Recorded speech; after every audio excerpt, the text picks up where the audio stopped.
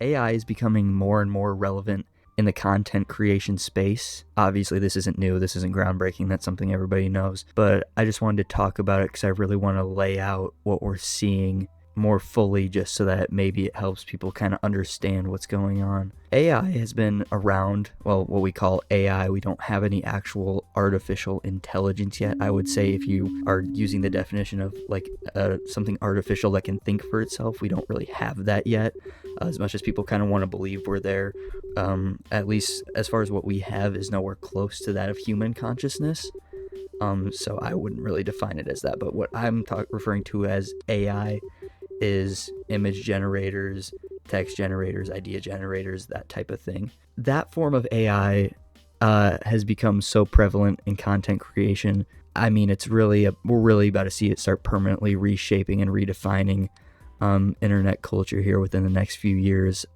Whether it's going to be good or bad, I don't know for sure. Heavily leaning towards bad for reasons that I'll get into in a little bit. How did we get here? Why are we seeing this? Well, I think one of the main reasons we're seeing it continue to progress at such a rapid rate is because the idea of AI, or this version of AI that we're creating, is very enticing to larger corporations solely because they profit from it. The idea of not having to hire writers or not having to hire artists is very enticing because from what they're seeing is like if they keep pouring more money into this, they're hoping that they're going to get some form of actual intelligence out of this. But really all it is just a backwards feeding loop constantly. These idea generators really only are just advanced search engines. And I really have to reiterate that because so many people think when they ask ChatGPT something that ChatGPT is giving them like a thought, that ChatGPT is thinking of that on its own, and it's really not. Think of ChatGPT as Google Plus. What it does is it scans through the internet, picks the best results, goes through it, and gives you more accurate information. And I would say that's probably about the most useful feature AI has to offer.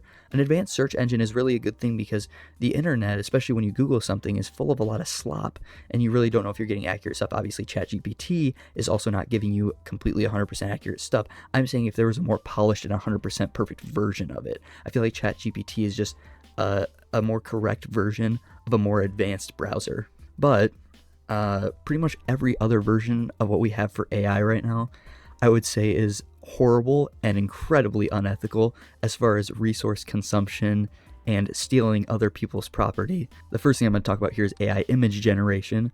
Believe it or not, like I said, AI cannot create stuff on its own. So where is it getting these images from? Well, obviously it pulls them from the internet, kind of creates these amalgamations, and that's why everything kind of looks a little bit familiar, and why sometimes when you see stuff generated, it'll have watermarks, or you'll notice a speck of somebody else's art piece in it.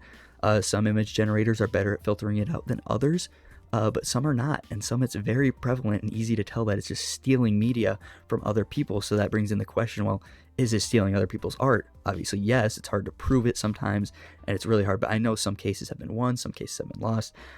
It's a touchy subject. And what baffles me is that people are so quick to say that, oh, this is the end of careers for all artists. And it's like, yeah, right now it really feels like that, right? Because these AI generators can really just generate an image right away and it'll be gone. And honestly, this could be the end, right? For a lot of artists, for writers, for illustrators. But the thing is it's, if we end it here, it's also kind of the end of human creativity. These AI engines only can base their work off of what has already been created. What's so unique about people is that they can create things that haven't been created yet, if that makes any sense. An AI cannot do that. The AI we have now can only pull from already created images. So in a sense, people are more valuable in that, but larger corporations don't really care about that. These larger corporations just care about efficiency. What's more efficient?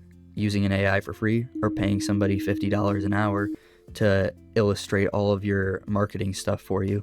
But my reason for titling this video the way that I did is because I truly believe that there is a silver lining to this, and that is that it makes the type of media that I am creating right here just a little bit more special. I'm just a normal guy at home talking into a microphone, a person, unfiltered thoughts. Pretty much all of my videos are just going to be me talking into my microphone, getting my thoughts out there. And while in the past that's nothing special anymore, it's slowly starting to become less and less prevalent, and you're going to see it less and less. I mean, you have podcast bros and stuff like that, but I mean, they're just ranting off gibberish and talking about things that frankly don't really matter. And who knows, maybe with some luck in the future, there will be a little bit heavier restrictions placed under AI. I'm very doubtful for that because, like I said, it's mostly big corporations that kind of run everything nowadays, and they're the ones pumping all their money and resources into this. So I wouldn't be too optimistic for that. It's kind of like one of my business professors told me this year in his class, as far as how they approach AI anymore. When it first came into the space, they kind of tried to brush it off and steer their students away from using it, but anymore they just say, hey, it's here to stay. We prefer to use it as a tool, but not as a crutch. It's going to be here, and we're going to have to learn how to deal with it. It sucks, especially because it kind of kills that ideal of what a YouTuber was, especially when I was a kid, because when I was a kid, I mean, this wasn't really a thing. Everything you saw was so like real and genuine and uncut, and now everything is so hyper edited and designed to constantly entertain you 100% and just, but like I said, I always try to find the silver lining in things. Also, I want to mention how a lot of people just bring up that AI is mostly coming for creative jobs, and I also want to mention how that's just completely like not true, that that's all it's doing.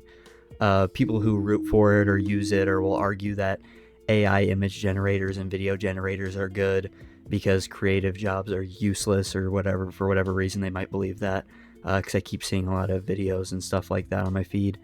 It's coming for everybody's jobs. I mean, AI can do pretty much anything that a person would do. Obviously, AI cannot build buildings and stuff yet. Manual labor jobs are still going to be needed, and they're still going to need people to build the computers and the parts to make AI generators. But anything that you do online, like if there's a person that, say, you run like spreadsheets or do numbers for a company, those types of jobs are gone.